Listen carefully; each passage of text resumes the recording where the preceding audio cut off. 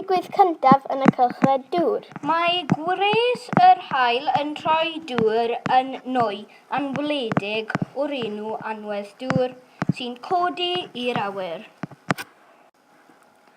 Da iawn, Tod.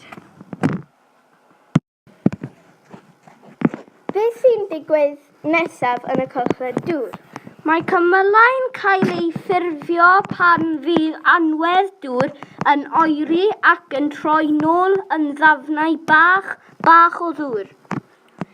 Da iawn, Tod. Beth sy'n digwydd nesaf yn y gylchred dŵr? Pan fydd dafnau bach o ddŵr yn tyfu'n fwy ac yn rymach, maen nhw'n syrthio nôl i'r ddaear fel glaw. Da iawn, Tod. Beth sy'n digwydd nesaf yn y gylchred dŵr? Llifo sy'n dechrau nesaf. Beth yw llifo? Llifo yw pryd mae'r glaw o'r cymylau yn llifo i lawr y mynydd. Da iawn, Tod. Da iawn, Gary.